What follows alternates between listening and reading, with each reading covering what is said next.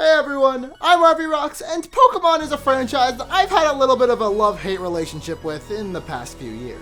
Over here in this video, I mentioned that I was done complaining about the Pokemon franchise, but I feel like for the sake of today's topic and understanding my full perspective on the matter, I need to mention my issues with the series as a whole. My love-hate relationship with Pokemon is one that comes out of frustration.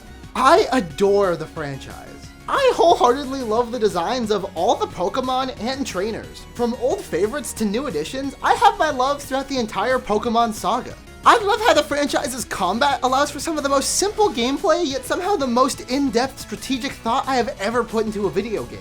But it isn't all sunshine and rainbows. I hate how it feels like the series is never truly progressing. I hate how the Pokemon games have gone the route of Skylanders. Instead of reiterating on similar game design and improving with each game, they have gone the route of making each game have some kind of gimmick to make it stand out from the others.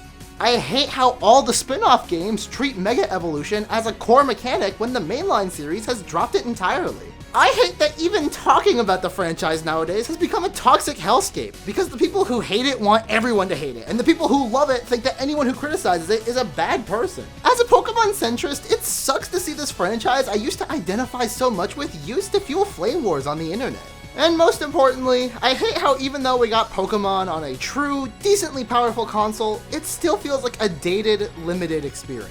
I hate how we've never gotten a chance to see Pokemon in their true majesty like they deserve.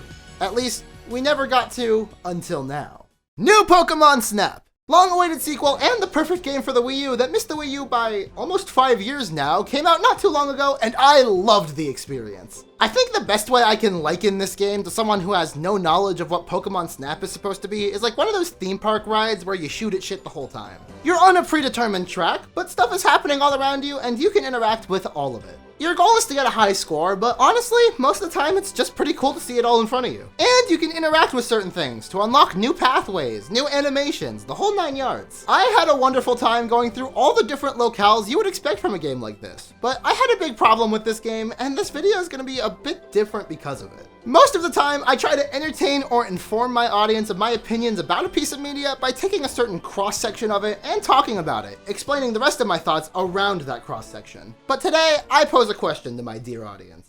And that question is, do I only enjoy new Pokemon Snap as much as I do because of the lackluster delivery of the Pokemon franchise leading up to this point? Let me explain. The original Pokemon Snap is so highly regarded by many fans because at the time, Pokemon looked like this. There wasn't much to see, little atmosphere, hell, a lot of the Pokemon look pretty fucking depressing compared to what they look like now. But the childlike wonder of those playing allowed them to fill in the gaps of the experience and create a fondness for the world presented to them through the limited monochromatic screen of the Game Boy. Pokemon Snap, for how limited it may look nowadays, allowed for that world that many pictured in these screens to exist in a fully realized state, seeing Pokemon in nature, being able to interact with them as if they were real animals, even being able to print out real-life photos of the Pokemon they took pictures of in their game. It began to blur this line of realism. Where the games really failed to deliver, this game made Pokemon feel like they were part of a real world. The original games planted this seed in players' heads, and Pokemon Snap and stuff like the anime allowed that seed to grow.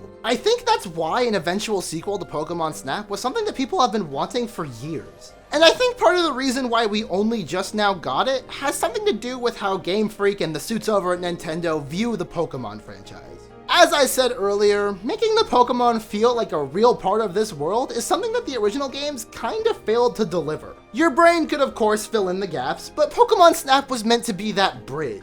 And I believe as the games got more and more technically advanced, Game Freak didn't see that bridge as necessary. In the mainline games, Pokemon became more and more a part of the world they were building. But here's the thing. People kept clamoring for a Snap because the desire to see Pokemon in a properly realized world was still great, and the mainline series was not enough to deliver. Through all the evolutions of the series, there was still this line. This line of, this is how Pokemon look and act in battle, and this is how Pokemon look and act in the overworld.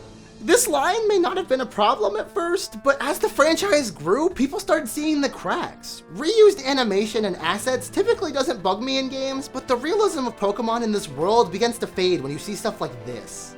And I think the Pokemon Company eventually realized this. After seeing the uproar that came out after Pokemon Sword and Shield, they put themselves on a new direction. They realized that they needed outside companies' help, and they started making what the fans wanted to see more and more.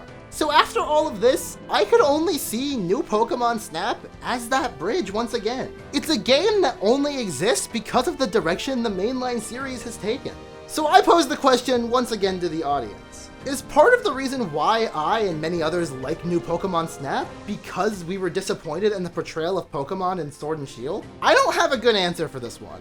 Part of me wants to say that I would have enjoyed it just the same either way, but I have no way to know the validity of that statement. But throughout my entire time with the game, that lingering feeling of whether or not I actually enjoyed this game on its own merits was sitting with me. Either way though, I for sure recommend New Pokemon Snap. Even with my conflicted opinions, it was pretty cute, and despite my gripes with the franchise as a whole, I love me some Pokemon.